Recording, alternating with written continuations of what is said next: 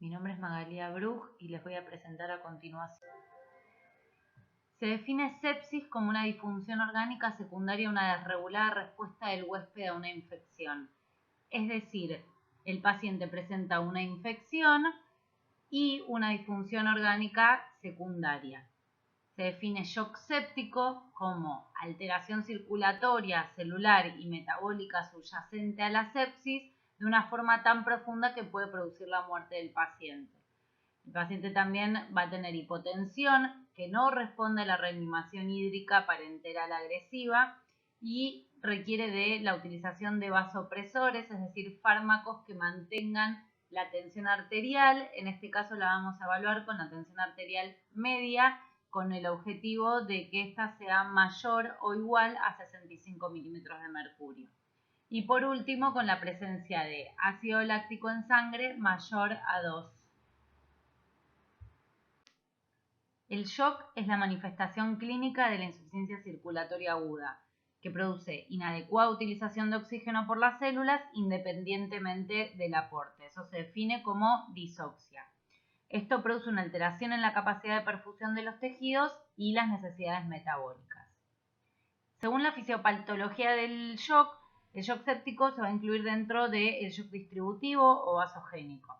Se produce una disminución de la resistencia vascular sistémica y, en consecuencia, alteración en la extracción de oxígeno con aumento del gasto cardíaco. En primera instancia, esto va a producir una hipovolemia relativa, pero en cuadros más evolucionados los pacientes podrían presentar una hipovolemia absoluta, secundario al aumento de la permeabilidad capilar. El shock séptico tiene una alta morbimortalidad, por lo que el reconocimiento y el abordaje precoz son esenciales para preservar la función de los órganos vitales y la vida del paciente. Para evaluar la presencia de daño orgánico se utiliza el Quick SOFA y el SOFA Score. El cambio agudo de 2 puntos nos indican daño orgánico. El Quick SOFA es una forma sencilla y rápida de poder distinguirlo. Utiliza 3 parámetros que son clínicos, no necesitamos un laboratorio, y estos incluyen alteración del sensorio, que puede ser, por ejemplo, en adultos mayores, un cuadro de desorientación, por ejemplo, temporoespacial, frecuencia respiratoria mayor a 22 por minuto y una tensión arterial sistólica menor a 100 milímetros de mercurio. El SOFA Score va a incluir la PAFI, el Glasgow, la presencia de hipotensión o la necesidad de utilizar vasopresores, el aumento de bilirrubina, la plaquetopenia y la falla renal con aumento de creatinina u oliguria. Con respecto a los criterios de SIRS, en la actualidad se reservan para el ámbito intrahospitalario, ya que no evalúan la presencia de daño orgánico, pero lo que sí evalúan es la presencia de signos de inflamación, que podrían ser secundarios a una infección o no. Por eso resultan menos específicos que el Quick SOFA, por ejemplo, y tienen un poquito más de sensibilidad. Presentan dentro de estos 5 parámetros es la presencia de leucocitosis mayor a 12.000 o menor a 4.000, es decir, leucopenia, o más de 10% de células en callado, temperatura corporal mayor a 38 o menor a 36, es decir, fiebre o hipotermia, frecuencia respiratoria mayor a 20 por minuto o una PCO2 menor a 32 y la frecuencia cardíaca mayor a 90 latidos por minuto. En este gráfico podemos ver los parámetros. La clínica puede presentarse con manifestaciones relacionadas a la respuesta sistémica de las infecciones, taquicardia, taquipnea, alteración en la temperatura con fiebre o hipotermia e hiperlactacidemia. Otras relacionadas al daño orgánico, como vimos en el score de SOFA, cardiovasculares, renales, hepáticas, respiratorias y hematológicas.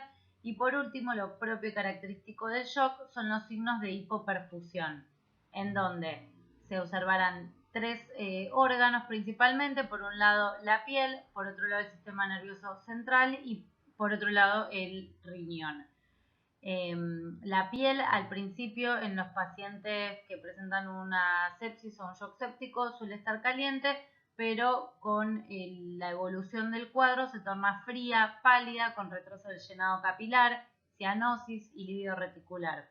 Con respecto a las alteraciones en el sistema nervioso central, puede variar el sensorio habitual, como mencionábamos antes, por ejemplo, la presencia de desorientación o incluso la de foco neurológico. Eso nos hace hacer diagnóstico diferencial con patologías cerebrovasculares. Y por último, a nivel renal, la alteración del ritmo diurético. Recordemos que los pacientes que, por ejemplo, tienen comorbilidades como enfermedad renal crónica podrían tener una diuresis inferior a la esperada o pacientes añosos. Otros síntomas que podemos encontrar secundarios a los signos de hipoperfusión, signos o síntomas, tenemos las náuseas, vómitos, hemorragia digestiva, alteraciones de la mecánica ventilatoria y consecuente insuficiencia respiratoria. Todas estas a su vez pueden ser secundarias a alteraciones tanto renales como a nivel del sistema nervioso central. En el marco de las emergencias se considera el tiempo cero o tiempo de presentación al triage, ¿sí? En donde realizaremos el ABC. Luego lo ampliaremos a ABCDE. Se notificará el traslado con la mayor cantidad de datos que podamos aportar para justamente lograr en el ámbito intrahospitalario el abordaje precoz y de esta manera disminuir la morbimortalidad del paciente.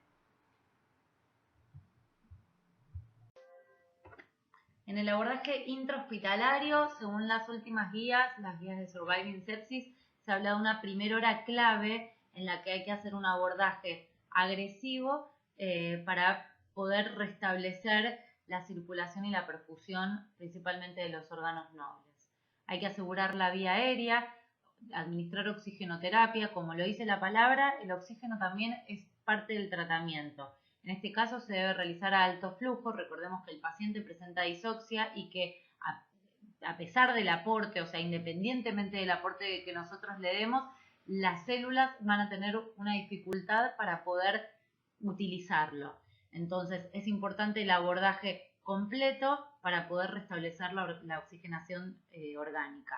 Hay que colocar un acceso vascular, si se puede, tiene que ser un acceso vascular central. Si no, en primera instancia y ante la emergencia, lo que se suele hacer es colocar 1 o 2 accesos vasculares periféricos de corta longitud y gran calibre, ¿sí? Hay que tomar en ese mismo procedimiento, es de buena práctica en realidad, tomar la muestra de sangre para el laboratorio para no estar pinchando más de una vez al paciente, teniendo en cuenta que en una segunda instancia vamos a proceder a tomar cultivos y también vamos a necesitar sacar sangre, pero eso lo vamos a hablar un poquito más adelante.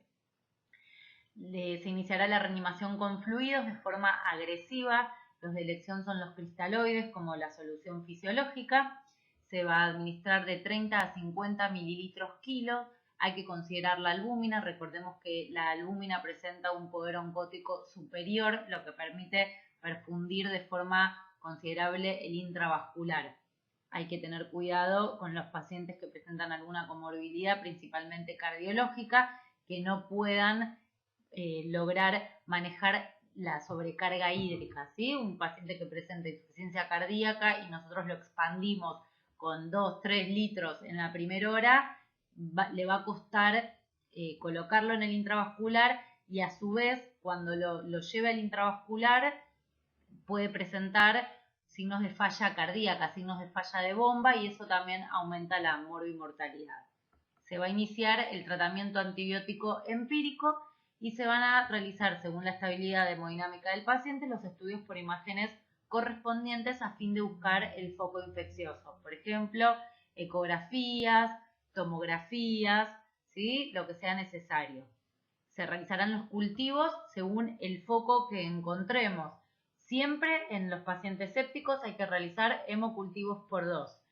Hay que pensar en un paciente que, por ejemplo, tiene una endocarditis, se hará en otro momento hemocultivos por 3. Si el paciente presenta una infección asociada a catéter, se retirará el catéter y se cultivará el catéter. Si el paciente presenta una infección respiratoria, además se cultivará, por ejemplo, el esputo. Si el paciente presenta una infección urinaria, se tomará muestra de orina para cultivo.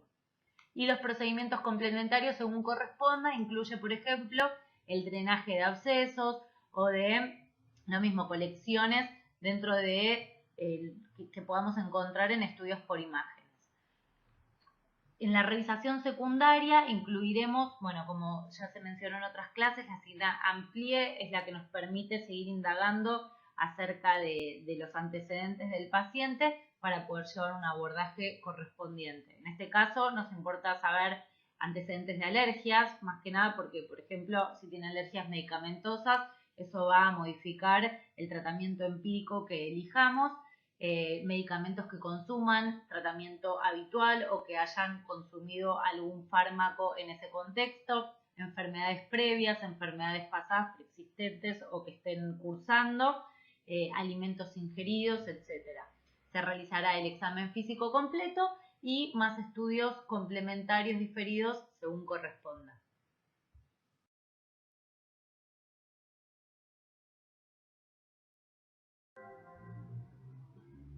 Entonces, teniendo en cuenta en el extrahospitalario que la hora cero es el triage, la primera hora es la hora crítica y se realiza dentro del ámbito intrahospitalario. Tendremos que tener en cuenta estos 5 parámetros que se mencionan aquí: la lactacidemia, hemocultivos, antibiótico-terapia, líquidos endovenosos y vasopresores. La lactacidemia, o sea, la medición de ácido láctico en sangre, es el sustituto para medir la perfusión tisular. Va a aumentar si hay hipoxemia tisular o si hay una alteración de la glicólisis aeróbica. Se reevalúa cada 2 a 4 horas si el valor es mayor a 2 milimol. Se realizan hemocultivos por 2 porque se hace para aerobios y para anaerobios, y se toma muestra de sangre preferentemente a la administración del antibiótico.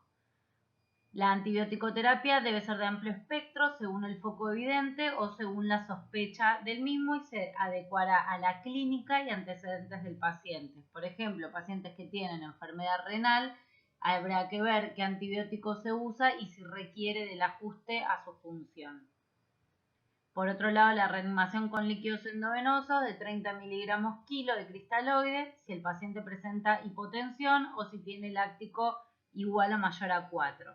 El objetivo es completar la reposición en las primeras 3 horas, pero como mencionamos anteriormente, puede variar la velocidad de infusión dependiendo de los requerimientos de cada paciente y su capacidad para asimilar los líquidos. Por último, los vasopresores se indican si el paciente presenta hipotensión durante o posterior a la reanimación con líquidos endovenosos, con el objetivo de mantener una TAM igual o mayor a 65 milímetros de mercurio. El vasopresor de elección es la noradrenalina. Entonces, teniendo en cuenta en el extrahospitalario que la hora cero es el triage, la primera hora es la hora crítica y se realiza dentro del ámbito intrahospitalario. Tendremos que tener en cuenta estos 5 parámetros que se mencionan aquí: la lactacidemia, hemocultivos, antibiótico-terapia, líquidos endovenosos y vasopresores. La lactacidemia, o sea, la medición de ácido láctico en sangre, es el sustituto para medir la perfusión tisular. Va a aumentar si hay hipoxemia tisular o si hay una alteración de la glicólisis aeróbica. Se reevalúa cada 2 a 4 horas si el valor es mayor a 2 milimol. Se realizan hemocultivos por 2 porque se hace para aerobios y para anaerobios, y se toma muestra de sangre preferentemente a la administración del antibiótico. La antibiótico-terapia debe ser de amplio espectro según el foco evidente o según la sospecha del mismo y se adecuará a la clínica y antecedentes del paciente. Por ejemplo, pacientes que tienen enfermedad renal, habrá que ver qué antibiótico se usa y si requiere del ajuste a su función. Por otro lado, la reanimación con líquidos endovenosos de 30 miligramos kilo de cristaloide si el paciente presenta hipotensión o si tiene láctico igual o mayor a 4. El objetivo es completar la reposición en las primeras 3 horas, pero como mencionamos anteriormente, puede variar la velocidad de infusión dependiendo de los requerimientos de cada paciente y su capacidad para asimilar los líquidos. Por último, los vasopresores se indican si el paciente presenta hipotensión durante o posterior a la reanimación con líquidos endovenosos, con el objetivo de mantener una TAM igual o mayor a 65 milímetros de mercurio. El vasopresor de elección es la noradrenalina. Hay varias indicaciones de transfusión de glóbulos rojos en el marco clínico, específicamente en el aspecto del shock séptico y la sepsis. Se debe considerar si continúan los signos de hipoperfusión con el tratamiento óptimo instaurado. Se debe considerar la reposición de bicarbonato endovenoso si el paciente presenta pH menor a 7,15 o bicarbonato menor a 14, y se debe corregir la glucemia si el paciente presenta la misma mayor a 180 miligramos decilitro con insulina, como se hace siempre dentro del ámbito intrahospitalario. Se suspenden los medicamentos vía oral que toma el paciente habitualmente para manejar su glucemia y se instaura siempre insulina. En este caso, para las correcciones es la insulina rápida, la corriente. Y se debe considerar ECMO y hemodiálisis en los pacientes críticos que lo requieran.